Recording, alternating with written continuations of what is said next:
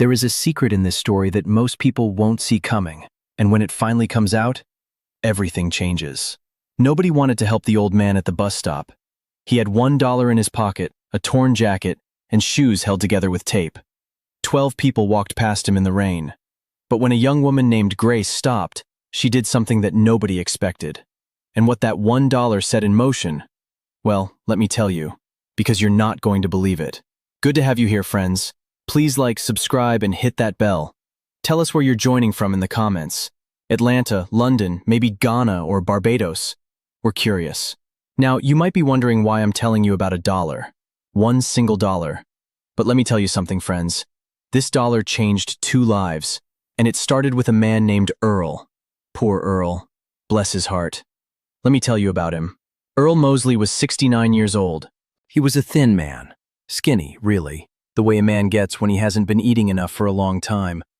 Not the kind of skinny that comes from exercise or diet. The kind that comes from choosing between food and picking medicine because the doctor said the blood pressure pills would kill him if he stopped, and the food wouldn't kill him if he skipped. Earl had long arms that seemed too long for his body, like they belonged to a taller man, and big hands with knobby knuckles and fingernails that were always clean, no matter how dirty the rest of him got. He kept his nails clean because his mother, Della, had told him 60 years ago, "A man with clean nails is a man who respects himself." And Earl had never stopped hearing her voice. His face was narrow, with hollowed cheeks and deep lines running from his nose to the corners of his mouth. Lines that made him look like he was always about to say something sad, even when he wasn't. His eyes were hazel, an unusual color for a man as dark as Earl, a gift from his grandmother on his father's side. And they had a quality that caught people off guard. Warmth. Despite everything, the poverty, the loneliness, the years of being overlooked and underpaid and underestimated, Earl's eyes were warm, like a porch light left on for someone who hasn't come home yet. Earl wore the same clothes most days, brown corduroy pants, thin at the knees, held up with a belt he'd had for 20 years that had run out of holes and been punched with a nail for 2 more. A flannel shirt, green and brown plaid, that had been washed so many times the fabric was soft as tissue paper.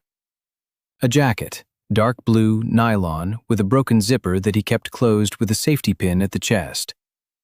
And shoes. The shoes were the saddest thing about Earl. They were black leather, or they had been once. Now they were gray, cracked, with the sole of the left one separating from the toe. He fixed it with electrical tape every few days, wrapping it around and around until the shoe looked like it was wearing a bandage. Those shoes were 8 years old. He could have gotten new ones at the Goodwill for $3. He didn't, because $3 was a meal, and meals won. Earl lived in a single room at the Riverside Extended Stay on 4th Street in a town called Clearwater, about 30 minutes east of Memphis, Tennessee. The room was small: a bed, a chair, a dresser with 1 drawer that stuck, a television that got 4 channels, and a bathroom with a shower that only ran warm water between 6 and 8 in the morning. The room cost $190 a week. Earl paid it from his Social Security check, which was $782 a month. After rent, he had $22 a week for everything else: food, medicine, bus fare, laundry, soap, toothpaste, everything a human being needs to stay alive. $22 a week. Let that sit with you for a moment. That is $3.14 a day. Less than the cost of a cup of coffee at most places. Less than the cost of a single ride on some city buses. Less than what most people leave as a tip on a lunch they barely remember eating. Now, you might be wondering how a 69-year-old man ended up in a room that cost $190 a week with $22 left over for living. Let me tell you, because Earl's story didn't start at the bottom. Earl's story started somewhere in the middle, and the people who were supposed to hold him up let him fall. Earl Mosley had been a carpenter for 43 years. He started at 16, the summer after his junior year in high school, working for a man named Mr. Theodore Birch in South Haven, Mississippi. Mr. Birch built cabinets, kitchen cabinets, bathroom vanities, bookshelves, china hutches, and he built them the old way, by hand, with dovetail joints and tongue-and-groove panels and finishes so smooth you could see your face in the wood. Mr. Birch taught Earl everything: how to read grain, how to choose the right wood for the right job, oak for strength, cherry for beauty, pine for economy, how to measure twice, cut once, and never rush. Wood knows when you're in a hurry, Mr. Birch said, and it punishes you for it. Earl was a natural. His big hands, which looked clumsy, were actually precise, the way a surgeon's hands are precise, steady and sure, moving with a confidence that came from somewhere deeper than practice. He could plane a board so flat you couldn't see daylight under a straight edge. He could cut a dovetail joint that fit together like a handshake. He could sand a surface until it felt like silk under your fingertips. He worked for Mr. Birch for 6 years. When Mr. Birch retired, Earl went out on his own. He built cabinets, tables, chairs, bed frames, mantelpieces, front doors. He worked in people's homes, rich people's homes mostly, the kind with big kitchens and bigger expectations. He did good work, beautiful work, the kind of work that people touched and said, "Who made this?" And for 20 years, the answer was always Earl Mosley. Earl married a woman named Lorraine when he was 30. Lorraine was pretty, bright smile, fast laugh, and a way of making Earl feel like the most important person in the room, which was something Earl had never felt before. They had a daughter named Angela, born when Earl was 32, a tiny girl with Earl's hazel eyes and Lorraine's fast laugh. Earl loved that child the way the earth loves the sun, completely, without reservation, without condition. But Lorraine changed. Or maybe she didn't change. Maybe Earl just finally saw what was always there. She spent money faster than Earl could earn it. She wanted things: a bigger house, a newer car, clothes, jewelry, vacations. She wanted the life she saw in magazines and on television, and she wanted Earl to provide it. And when he couldn't, because a carpenter who works alone makes a living, not a fortune, she got angry. Then she got cold. Then she got gone. Lorraine left when Angela was 9. She moved to Nashville with a man named Darnell who sold pharmaceutical equipment and drove a Lexus and wore cologne that cost more than Earl's weekly groceries. She took Angela with her. Earl fought for custody, hired a lawyer with money he didn't have, went to court 3 times. But the judge gave Lorraine primary custody because Lorraine had the bigger house, the newer car, the stable 2-income household. Earl got every other weekend and alternating holidays. Every other weekend. That's 4 days a month, 48 days a year, to see his own daughter. Earl drove to Nashville every other Friday after work, 3 hours each way in his work truck, with sawdust still in his hair and wood stain under his nails. He picked Angela up at 6 o'clock and drove her back to Clearwater, and they spent the weekend together. He cooked for her, spaghetti mostly because it was cheap and Angela loved it, twirling the noodles around her fork and getting sauce on her chin. He took her to the library. He took her to the park. He taught her to sand wood. Go with the grain, baby, always with the grain. And she would sit in his workshop with safety goggles too big for her face, carefully sanding a block of cherry wood until it glowed. Those weekends were the only thing keeping Earl alive. Everything else, the loneliness, the empty house, the bills that never stopped coming, all of it faded when Angela walked through the door. But what happened next changed everything. When Angela was 14, Lorraine told her things about Earl. Lies. That Earl hadn't wanted her. That Earl had chosen work over family. That Earl hadn't fought for custody. That he had given up. Lorraine poisoned the well slowly, drip by drip, the way a person poisons a relationship when they want control. And it worked. Angela started pulling away. The weekends got shorter. She stopped calling on Wednesdays. She stopped wanting to sand wood in the workshop. By the time she was 16, she told Earl she didn't want to come anymore. "You never really wanted me, Dad," she said on the phone. Her voice was flat. The fast laugh was gone. "Mom told me everything." Earl's heart broke. Not in half, into dust. He tried to explain. He tried to tell her that Lorraine was wrong, that he had fought for her, that the custody battle had cost him $11,000 and 2 years of sleepless nights. But Angela didn't believe him. She believed her mother, because her mother was there every day, and Earl was a voice on the phone every other Wednesday, a man in a work truck who smelled like sawdust, a figure from a past she had been taught to distrust. Angela stopped taking his calls when she was 18. She went to college, Tennessee State, education major. Earl sent money, $100 a month, which was more than he could afford, scraped from the bottom of a bank account that never had enough. He sent birthday cards, Christmas cards, a letter every month, written in his careful handwriting on lined paper, telling her about his work, about the weather, about the pecan tree in the yard. The letters came back unopened, every single one, unopened, for 12 years. But Earl had no idea what was coming next. The years piled up. Earl's body broke down the way bodies break down when you've spent 4 decades lifting heavy wood and bending over workbenches and kneeling on hard floors. His knees went first, bone on bone, grinding, the kind of pain that makes you wince with every step. Then his shoulders. Then his hands, arthritis, creeping in like rust, stiffening his fingers until he couldn't grip a chisel the way he used to, couldn't plane a board with the control that Mr. Birch had taught him was sacred. He lost clients, not because his work got bad, it didn't, not really, but because he got slower. And the world doesn't wait for slow carpenters. The world hires younger men with power tools and Instagram accounts. The world hires companies, not craftsmen.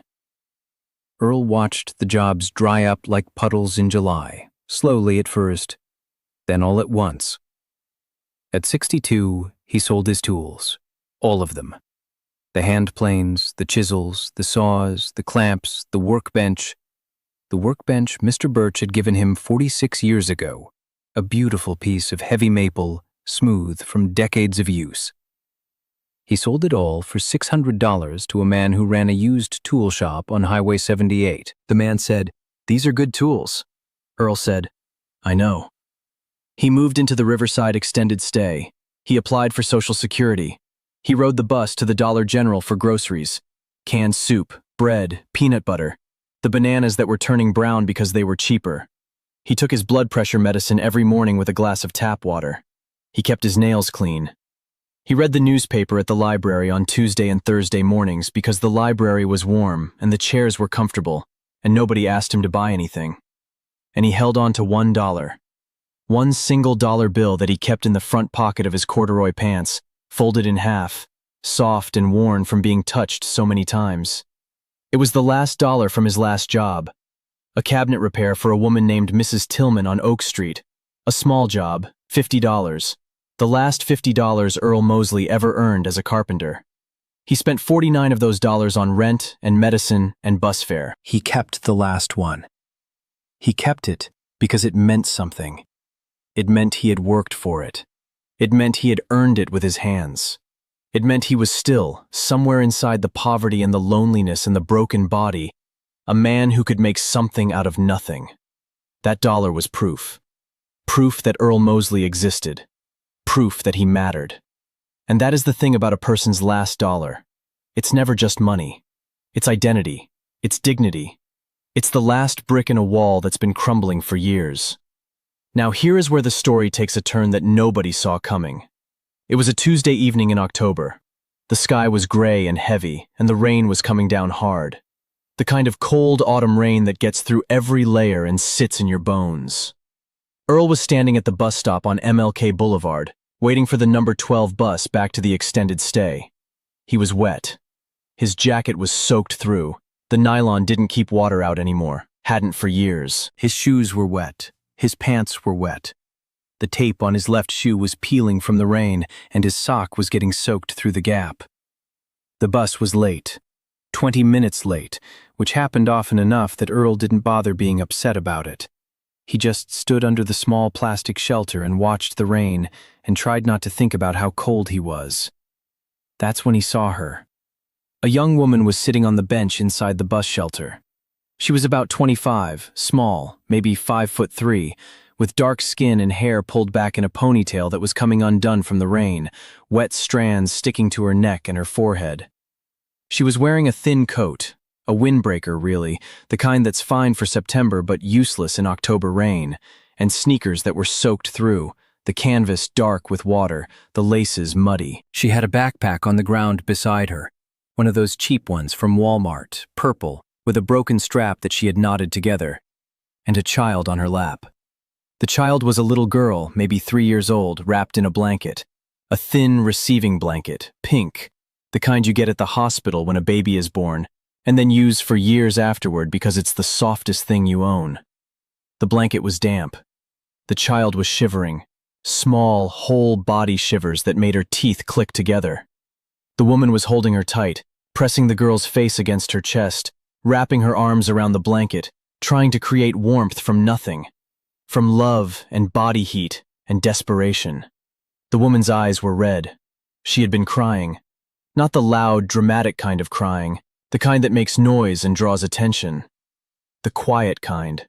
The kind where the tears just leak out steadily, silently, and you don't bother wiping them because more are coming, and what's the point? The kind of crying that happens when you've run out of ideas and you're just sitting in the rain waiting for something, anything, to change, and nothing does. Earl watched her for a moment. He saw the thin coat. He saw the wet sneakers. He saw the child shivering. He saw the look on the woman's face, the look he recognized, the look he knew, because he had worn it himself many times. The look of a person who has hit the bottom and is trying to figure out which direction is up. 12 people walked past that bus stop while Earl was standing there. He counted. 12. A man in a business suit with an umbrella. A woman in a nice coat talking on her phone. 2 teenagers with headphones. A couple holding hands under a shared umbrella. Others. 12 people, and not one of them looked at the woman on the bench. Not one of them glanced at the child. Not one of them slowed down. They walked past the way people walk past furniture, without seeing it, without acknowledging it, because it was not part of their world. Earl watched all 12 of them pass, and something inside him, something old and deep and stubborn, something that Della had planted in him 60 years ago, and that Mr. Birch had watered, and that Dorothy and Angela and every good thing in his life had nourished. That something said, "Not you. You don't walk past. You never walk past." Earl reached into his pocket. He felt the dollar, the last dollar. The folded bill, soft from being carried and touched and held. The last $50 he ever earned as a carpenter, reduced to this one bill in a wet pocket. His proof, his dignity, his identity. He took it out. He looked at it. George Washington looked back at him, patient, faded, the face of a dollar that had been through a lot. Earl walked to the bench. He stood in front of the woman. She looked up at him, at the flannel shirt, the soaked jacket, the taped shoes. She saw a man who had nothing, a man who looked worse off than she did. "Excuse me, miss," Earl said. His voice was low and gentle, the voice of a man who knows what it's like to be cold and wet and invisible, and who speaks softly because the world has been loud enough. "This isn't much, but it might help you and your baby tonight." He held out the dollar. The woman looked at his hand, the big knuckled fingers, the clean nails, the single bill. She looked at his face, the hollowed cheeks, the hazel eyes, the warmth that no amount of poverty could extinguish. "Sir, I can't take that," she said. Her voice was hoarse from crying. "You look like you need it more than me." "Maybe I do," Earl said. And he smiled. That smile, the one that was like a porch light left on for someone who hasn't come home yet. "But your baby's cold, and $1 can buy a cup of coffee to warm your hands at the gas station. Or a pair of socks at the dollar store for those wet feet. It's not much. I know it's not much. But sometimes, not much is everything." He pressed the dollar into her hand, gently, the way you hand something fragile to someone. She closed her fingers around it. Her hand was small and cold and wet, and Earl's hand was big and warm even in the rain. "What's your name?" she asked. "Earl. Earl Mosley." "I'm Grace," she said. "This is my daughter. Her name is Hope." Earl looked at the little girl peeking out from the blanket. She had big, dark eyes, wide and curious despite the cold. The kind of eyes that take in everything and forget nothing. Her face was round and smooth and perfect, the way children's faces are before the world starts writing on them.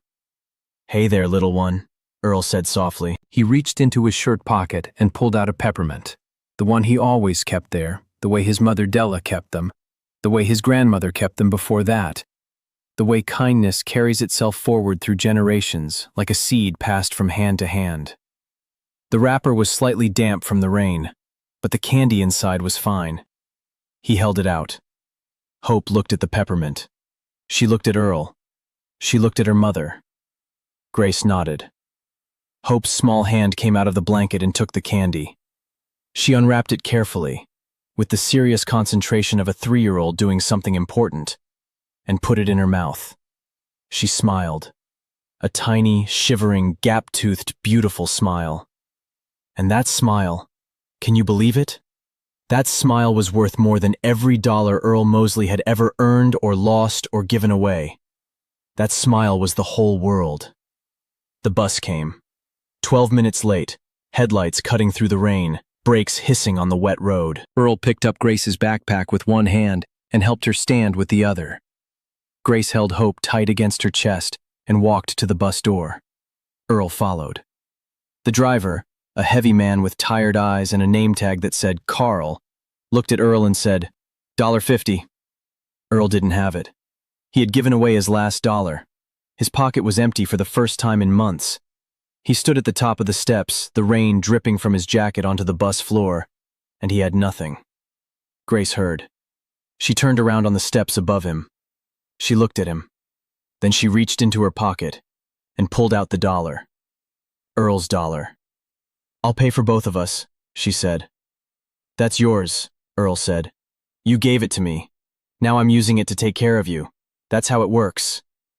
The driver, Carl, looked at the dollar. He looked at Earl's taped shoes. He looked at Grace holding a shivering child. He looked at the rain pouring down outside. "Just sit down," Carl said. He waved them both past the fare box. "Both of you, sit down and get warm." They sat together in the middle of the bus, in the seats above the heater, where warm air blew up through the vents. Hope stopped shivering within 5 minutes. She fell asleep against Grace's chest, the peppermint still in her mouth, her small hand holding the edge of the blanket. Grace told Earl her story. Quietly, over the hum of the engine and the whish of the wipers and the sound of rain hitting the roof. She was 26 years old.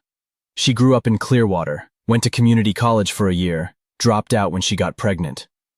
The baby's father, a man named Darren, was controlling at first, then angry, then violent. She stayed because she thought she had nowhere to go. She stayed because Darren told her nobody else would want her. She stayed because leaving with a child and no money and no car and no plan felt more terrifying than staying with a man who hit her.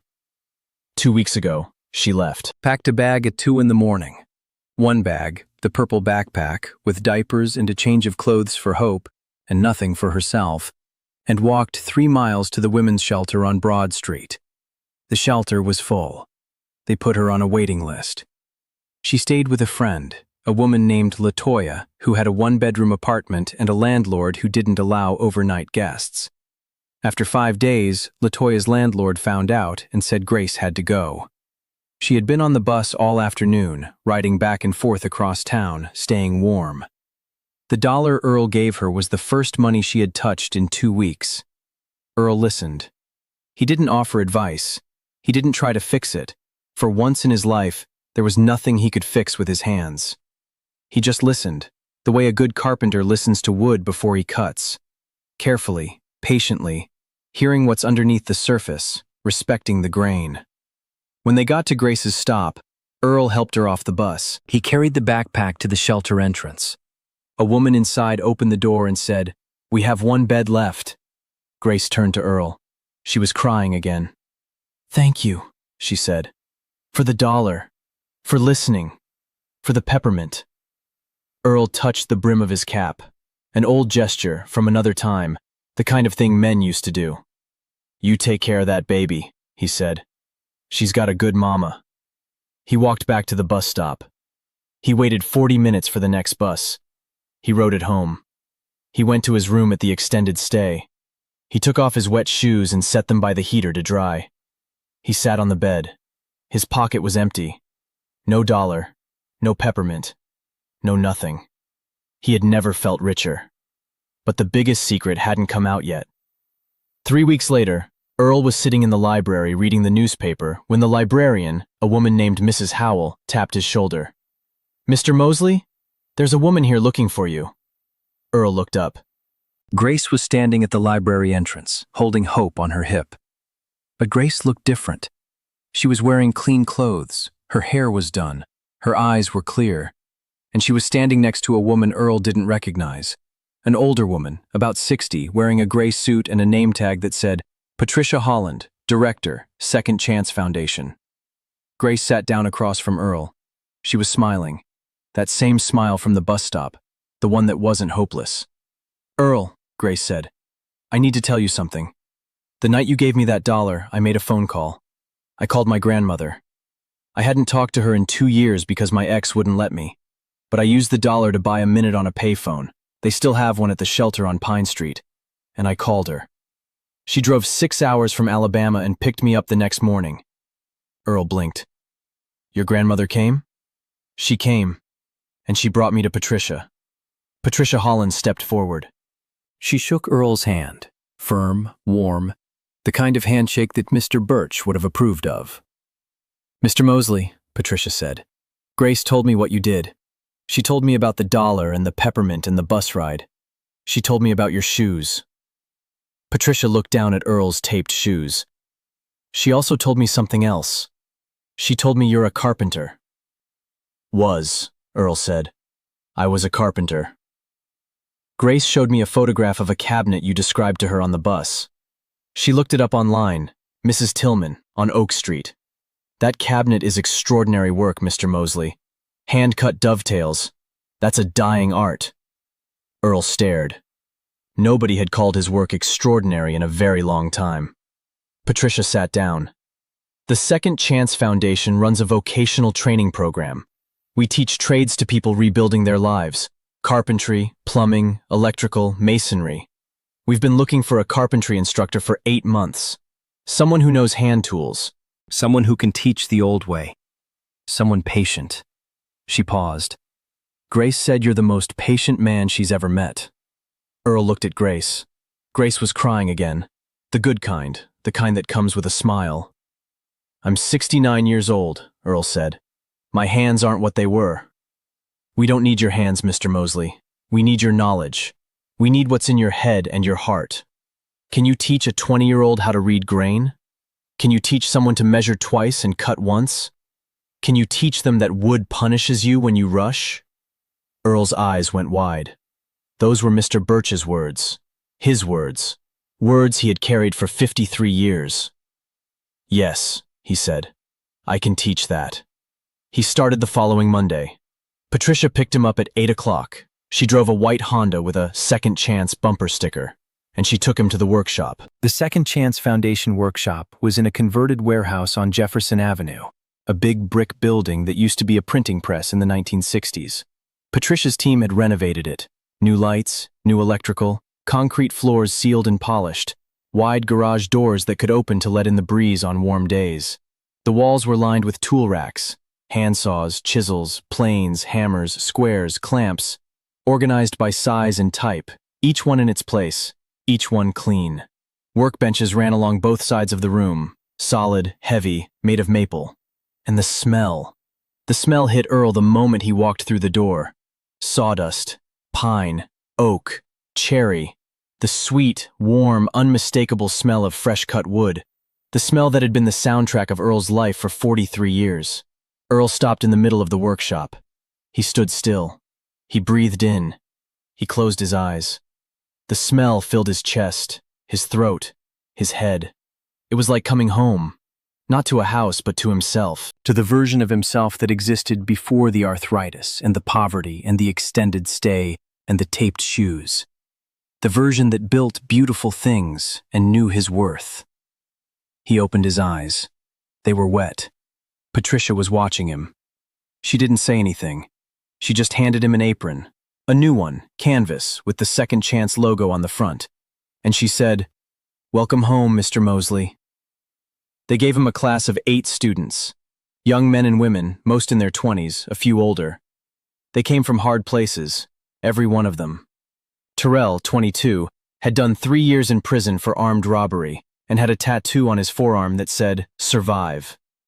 Keisha, 24, was a single mother of 2 who had been sleeping in her car until the Foundation's housing program found her an apartment. David, 19, aged out of foster care 6 months ago and had nowhere to go and no skills and no one who had ever taught him how to hold a hammer. Monica, 31, was in recovery, 18 months clean, and she wanted to build furniture because she said working with her hands kept her mind quiet. They looked at Earl the way Earl had once looked at Mr. Birch, with curiosity, with doubt, with the cautious, fragile hope of people who have been disappointed so many times that hope itself feels dangerous.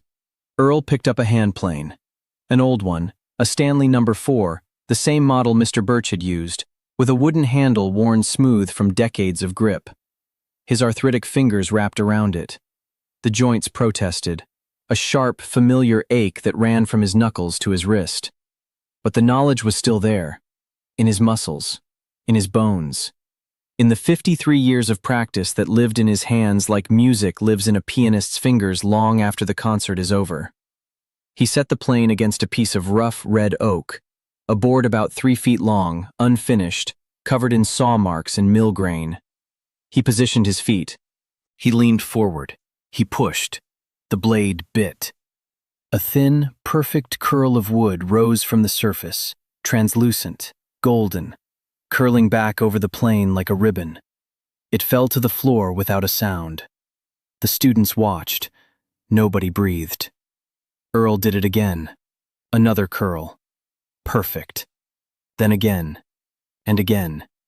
Each pass removing a thin layer of roughness, revealing the smooth grain underneath, the way you might peel away the husk of something to find the beauty inside. He looked up. 8 faces, 16 eyes, all staring. "That," he said, "is how you start. You don't force it. You don't push harder than the wood can take. You let the tool do the work. You guide it. With patience. With respect. Same as life." He set the plane down. "Now, who wants to try?" David raised his hand first.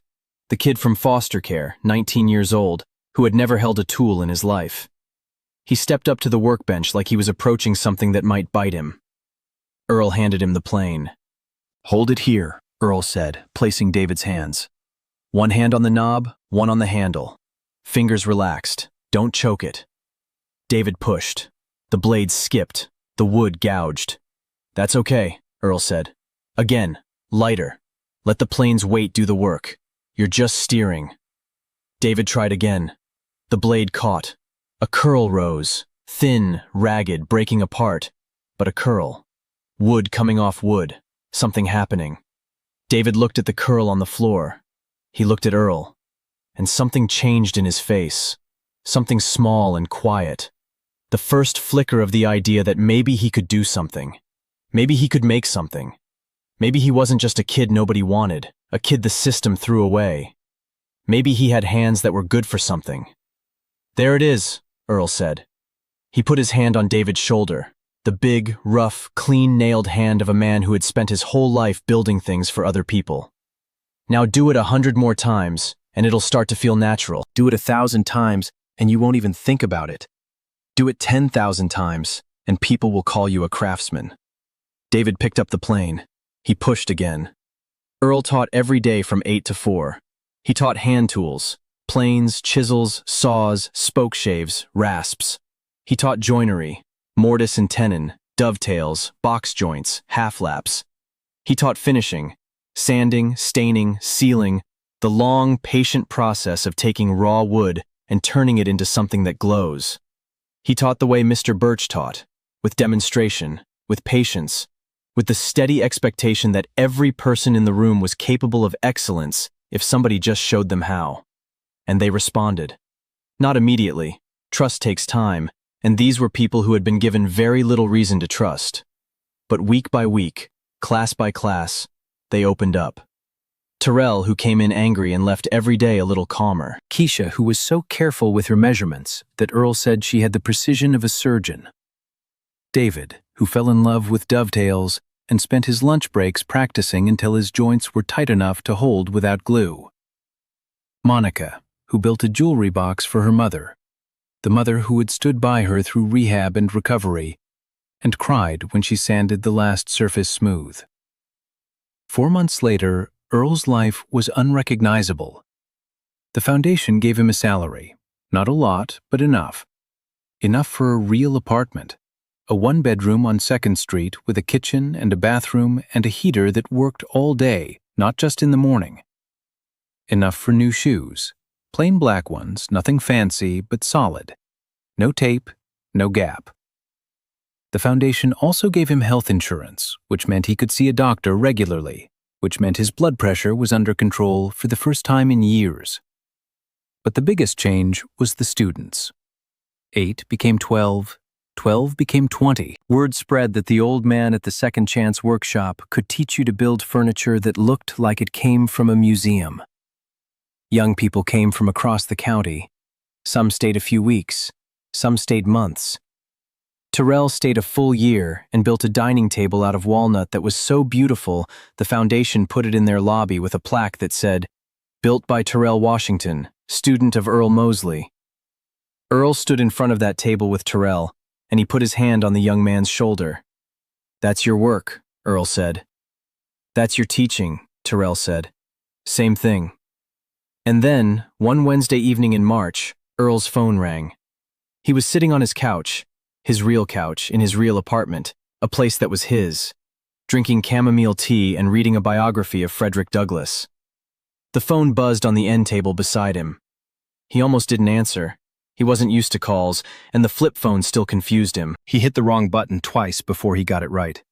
"Hello?" A pause. A long pause. The kind of pause that holds years inside it. Then a woman's voice. Quiet. Careful. Shaking slightly, the way a voice shakes when the person behind it has been rehearsing what to say for hours and has forgotten every word. "Dad?" Earl's hand began to tremble. The phone rattled against his ear. His heart, the heart that had survived blood pressure pills and loneliness and poverty and a daughter who stopped taking his calls. That heart stopped beating for 1 second and then started again, harder than before, hammering against his ribs. "Angela?" "Yeah, Dad, it's me." Silence. 5 seconds. 10. 15. The kind of silence that holds 12 years of unopened letters, and 30 years of distance, and a lifetime of love that never stopped. Not for 1 day, not for 1 hour, not even when there was every reason in the world to let it die. Earl tried to speak. His mouth opened. Nothing came out. He closed his eyes. Tears ran down his hollowed cheeks, the first tears he had cried since the day he sold his tools. "Grace found me," Angela said. Her voice cracked on the word Grace. "She found me on social media. She sent me a message. She told me about you, Dad, about the dollar, about the bus stop, about the little girl named Hope and the peppermint. She told me about the workshop and the students and the furniture." Earl still couldn't speak. He pressed the phone harder against his ear, as if he could get closer to her voice by pressing harder. "She told me about your shoes, Dad." Angela was crying now. Not the quiet kind, the kind that breaks open. "She told me you were wearing shoes held together with tape, and you gave your last dollar to a stranger. Your last dollar." Earl wiped his face with the back of his hand. "She needed it more than I did," he whispered. His voice was rough and broken, and the most honest sound he had made in years. "Mom lied to me," Angela said. The words came out fast, like she had been holding them for years, and they were finally pushing through. "I know that now. I've known it for a long time. Years, maybe. I knew it when I was 25 and I called the courthouse and pulled the custody records and saw the 14 motions you filed. 14, Dad. I saw the receipts for the lawyer. $11,000. I saw the letters to the judge. I saw everything. Then why? Because I was ashamed. I was so ashamed of what I believed. I was ashamed that I chose her lie over your truth. I was ashamed that I let 12 years go by. Every year that passed made it harder to call, and every year I didn't call made the shame heavier. And the shame got so heavy I buried it. I buried it and I pretended you weren't out there, somewhere, waiting for me to call. Earl closed his eyes. He heard his own story in her words. The same story. Distance turning to shame, shame turning to silence, silence turning to years. The same pattern, the same pain, passed down like a curse from parent to child. But then Grace sent me that message, Angela said, and she attached a photo of you in the workshop, showing a young man how to use a hand plane. And Dad, you looked happy. You looked like yourself. You looked like the man who used to let me sand cherry wood in the garage with goggles too big for my face. She took a shaky breath. And I opened the letters, all of them, last week. I sat on my kitchen floor and opened every single one of those envelopes. 12 years of envelopes, Dad, all of them still sealed, still waiting. And I read every word you wrote, about the weather, about the pecan trees, about missing me, about loving me. I never stopped, Earl said. His voice was barely audible. Not one day. I know that now. Angela's voice steadied, grew stronger. And when I was reading them, when I was sitting on that floor with all those letters spread around me, my daughter came in. She's 4, Dad. Her name is Della. Earl made a sound from a place deeper than his throat, deeper than his chest.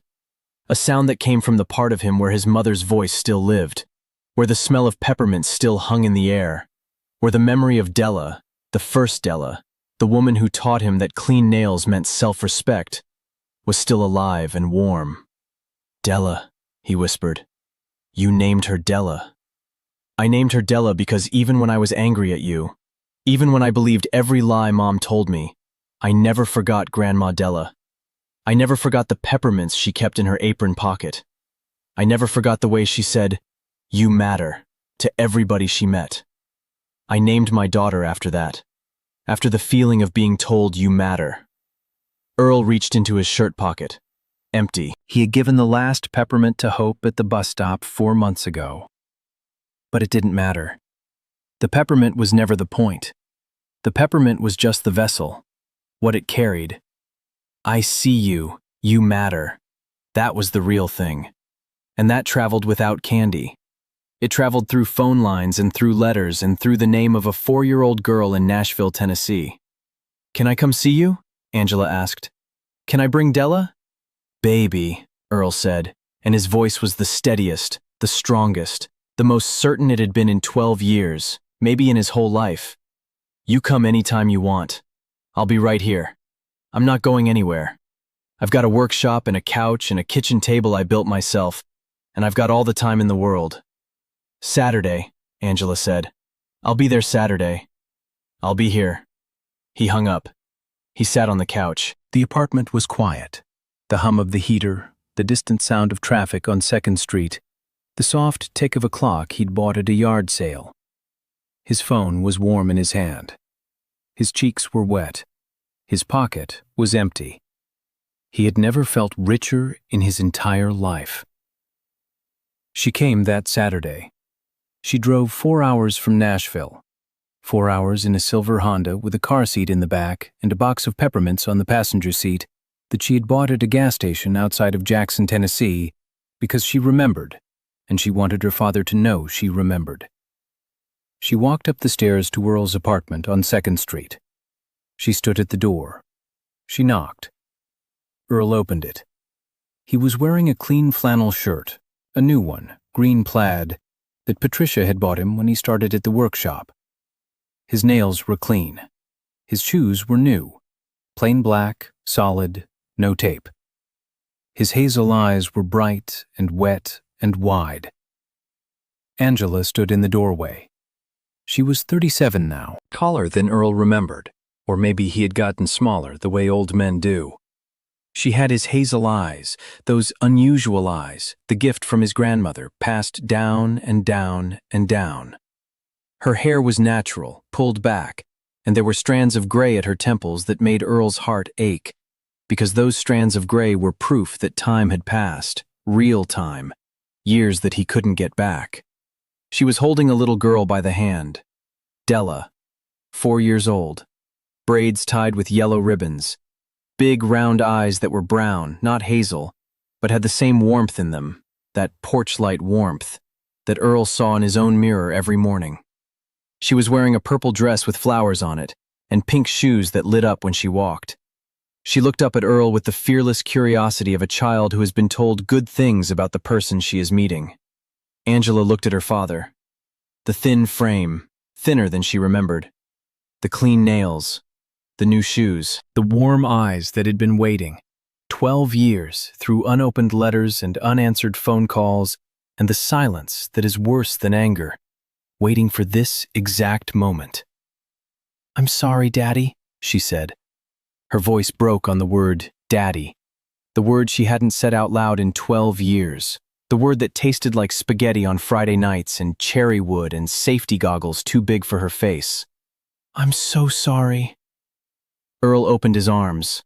Angela walked into them the way a river walks into the sea, completely, all at once, with a relief so total it took her legs out from under her. She pressed her face against his chest, his thin, bony chest, the way she used to when she was 9 years old and scared of thunder. And Earl held his daughter, and he didn't say a word because the moment was bigger than any word he knew. Little Della tugged on Earl's pant leg. He looked down. She held up her hand. In her palm was a peppermint.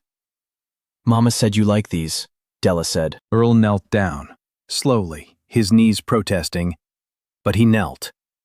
And he looked at this child, his granddaughter, this girl named after his mother, holding a peppermint in her small hand like it was the most important thing in the world. "Your mama's right," Earl said. He took the peppermint. He unwrapped it. He put it in his mouth. It tasted like everything, like his mother's voice, like sawdust and cherry wood, like spaghetti on Friday nights with Angela twirling noodles, like Mr. Birch saying, "You've got the best hands I've ever seen," like Grace at the bus stop, like Hope's little smile, like every single thing Earl Mosley had ever loved, all at once, all in one small circle of sugar and mint dissolving on his tongue. He picked Della up and held her against his chest. She was warm and light and real and alive. She was here, in his arms, his granddaughter, named after his mother. "Grandpa," Della said, "Mama says you build things." "I do, sweetheart. I build things. Can you teach me?" Earl smiled. The porch light, brighter than it had ever been. "I would love nothing more in this whole world," he said. I hope this story stays with you for a while. Please like, share, and subscribe. Tell us in the comments what you would have done differently. We love reading your thoughts. Until next time.